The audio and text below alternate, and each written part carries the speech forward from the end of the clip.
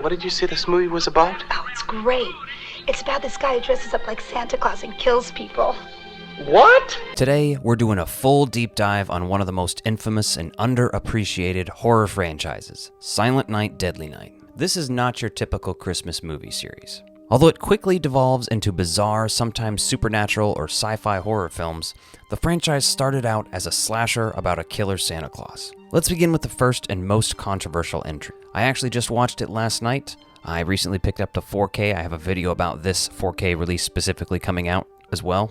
What's cool about this is it does feature the unrated version with, I think, at least 3 minutes of extra footage. Silent Night, Deadly Night was released November 9th, 1984, directed by Charles E. Sellier Jr., written by Michael Hickey, with a story by Paul Kamey, featuring Robert Brian Wilson as Billy Chapman, Lillian Siobhan, Gilmer McCormick, Tony Nero, Linnea Quigley, and much more. Now, this is a fascinating movie to talk about. The first one in this franchise is particularly awesome, if you ask me. At a short 82 minutes, you don't have to commit a lot of time to it either. It's over! Time to get shit-faced! 85 minutes if you're watching the unrated cut. The working title for this movie was Sleigh Ride, but TriStar apparently wanted to change it at the last minute to Silent Night, Deadly Night. Filming took place in Heber City, Utah over about 4 weeks, and the budget was relatively low. From what I'm seeing, it was barely above $1 million, if that. During post-production, the film was recut multiple times to secure an R rating. Initially, it was much closer to an X rating, which, I mean, at the time, definitely checks out.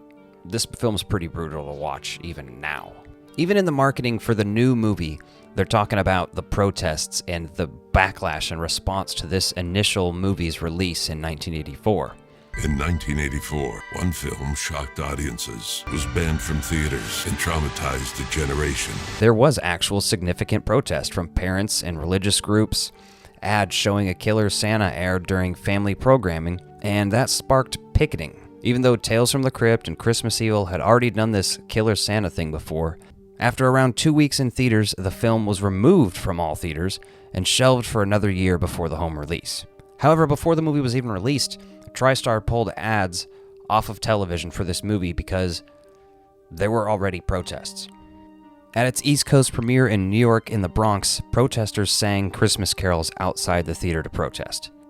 This is a very fascinating movie, and it obviously spawned a bunch of sequels that we're going to talk about in a minute, but I think it's just very funny how something can get caught up in such a storm like that.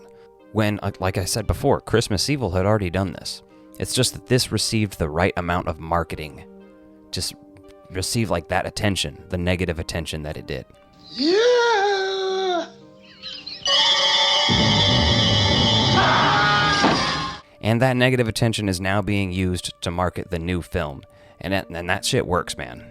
On its opening weekend at the box office, the film briefly outgrossed A Nightmare on Elm Street in terms of total gross, because Silent Night, Deadly Night played in more theaters. The film was released on VHS and Betamax in May of 1986 through USA Home Video after being shelved for a year. Now, obviously, I think this first one has reached cult status to a point where people actually appreciate this first movie. They don't look at it like they do Silent Night, Deadly Night 2. Garbage! They look at this one as a legit, fun, but fucked up slasher movie. And as far as physical releases go, I do have a copy also on DVD, which is the 2-pack. And let's talk about that other movie in the 2-pack, Silent Night, Deadly Night 2.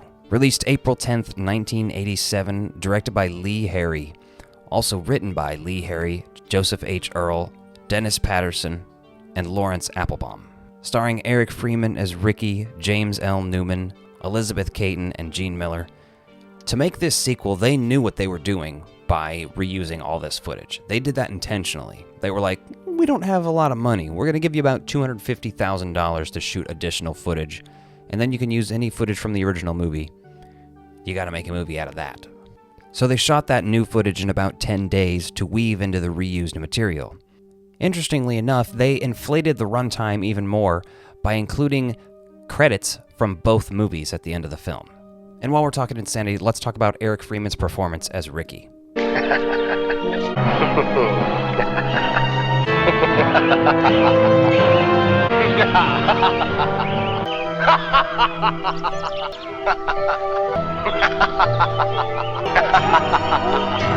Come on, we're all familiar with this moment. Garbage day! Huh? No! For some of us, we saw this moment on the internet before we even saw this movie. Santa Claus. It's also pretty amusing. The guy who plays a young Ricky was actually older than the guy who plays the regular old Ricky. And obviously, this movie has grown to cult status of so bad it's good. You know what I mean? This one's not respected like the first film. This one's looked at as, let's all have a hilarious good time and watch this movie together because it's fucking terrible. There isn't much else to say about this one other than it is a good time, but it is not a good movie, you know what I mean? But because they made Silent Night, Deadly Night 2, yes, they made Silent Night, Deadly Night 3. Better watch out. Released November 17th, 1989. Directed by Monty Hellman. Written also by Monty Hellman, Carlos Laszlo, and Arthur Gorson. This one stars Bill Moseley as Ricky, which is an interesting choice. Bill Moseley had just a few years earlier done Texas Chainsaw Massacre 2. But the most interesting thing about the cast to me is Richard Beimer and Eric DeRay, two people from Twin Peaks, which would come out the following year. And if you don't know it, Twin Peaks is like my favorite television show of all time. I take any chance I can to talk about Twin Peaks on this channel. This film does take a little bit of a twist, though. It leans into psychological horror instead of just being a straight slasher. Ricky is in a coma, is being observed in a hospital, and there's a blind, clairvoyant girl who becomes psychically connected to him. It's a very surreal movie. Ricky's brain is encased in a glass dome. It starts to feel very borderline sci-fi horror, like Frankenstein type shit. It's also worth noting that this was the first in the franchise released direct-to-video. It did not have to cater to theatrical expectations, which allowed for a more atmospheric and experimental approach. For fans and myself, this is one of the most underrated in the series. Monty Hellman's style brings a slow burn, almost dreamlike horror rather than a slasher. The film's deviation from Santa killer tropes is often celebrated. It kind of feels like its own entity within the franchise. Now, a lot of these sequels, 3, 4, and 5, are just kind of looked over by a lot of people. I'm telling you, this one's worth watching at least once. You might dig this one. And once again, because they did part 3, well, why not do part 4? Silent Night, Deadly Night 4, Initiation was released November 21st, 1990. Directed and co-written by Brian Yuzna with Woody Keith. Starring most famously Clint Howard, but also Maude Adams, Neith Hunter, and Tommy Hinckley. The screenplay used was not originally written as a Silent Night, Deadly Night sequel. It was rebranded by the distributor to capitalize on name recognition. There is no killer Santa Claus in this movie. Instead, the plot revolves around a witch coven. Even this movie has its fans because of Clint Howard and some of the practical effects, man. I love Christmas horror movies, so every couple years I'll throw this one on. I'm also a big fan of witch movies about cults, covens, and as far as I can tell, this is the only movie about a witch coven on Christmas. But I'm probably wrong. Somebody's made one. This movie is proof that Silent Night, Deadly Night, as a brand or as a franchise, is flexible, not just as a slasher franchise, but it has a very broad palette in terms of horror, and sometimes it doesn't come out so great. Silent Night, Deadly Night 5, The Toy Maker, released November 7th, 1991. Directed by Martin Kittrosser, also written by him and Brian Yuzna. This one features Mickey Rooney, Jane Higginson, Tracy Frayne, and William Thorne. The plot centers on a toy maker, Joe Petto. Really? Joe Petto? Joe Petto and his son Pino, who is revealed to be an android. Now, obviously, it's sort of a twisted Pinocchio vibe going on in this movie. The toys are murderous, and the emotional core is about a perverse longing for family. On set, reports claim Mickey Rooney was difficult, demanding, and sometimes harsh with cast and crew. He probably wasn't making very much money, and he was like, what the hell am I doing here? Also, you can see Ghostbusters toys in this movie from the Kenner line. I like to point that out. I think I did it when I watched Child's Play. I've obviously done it when I watched The Witches. But this one's fun. A little more rare, you know? I think the creepiest thing about this movie is Pino and how he goes around walking and looking like an android, like a toy. It's very disturbing and realistic. It's like Pinocchio and Terminator and a bunch of stuff combined. It's really messed up. And honestly, this is one of the most like original horror movies I've ever seen, especially for a 5th movie in a franchise. To be doing something this different and unique, hats off, man. And of course, after this, they decided years later to reboot this franchise with Silent Night, released November 30th, 2012. Directed by Stephen C. Miller and written by Jason Rothwell. This one stars Malcolm McDowell. That enough is a reason to watch it, alright? If you haven't seen this one, it's worth a watch. Rather than a straightforward sequel or remake, this is a loose reimagining, modern, slick, and violent. The killer Santa uses a metallic mask and a flamethrower, a big departure from the classic axe-wielding Santa. This one's also inspired in part by real violence, which is a little messed up, especially because it was recent. It was in 2008, the Covina Christmas Massacre. The writers were kind of inspired by that and used that and elements of the original to kind of create their own story.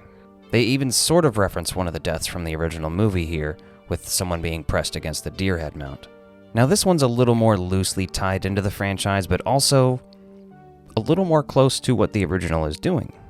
I definitely think it's worth watching once or twice and forming your opinion there, you know what I mean? I can't go out on a limb and say, you need to watch this movie, it's great. You're not going to miss out by not watching it. There is some cool stuff though. And we have Silent Night, Deadly Night, releasing December 12th, 2025. Man, I am stoked for this one. It's directed by Mike P. Nelson and features Rohan Campbell as Billy. That already has me sold, right? That alone. Rohan Campbell, if you don't know, played Corey Cunningham in Halloween Ends. Very controversial movie in the franchise of Halloween. I love it though, and I love his character. Ruby Modine is in it, who's Matthew Modine's daughter, I believe. So that'll be fun. I believe she's playing Pamela. He's hinted that he wants to make this movie not just a dark, grim tale, but something that makes audiences squirm and laugh. I think the vibe is definitely going to be closer to what Terrifier's doing, you know what I mean? He's also hinted that if it's successful, it could lead to a new wave of movies from this franchise. Frankly, I'm very excited to see this new movie.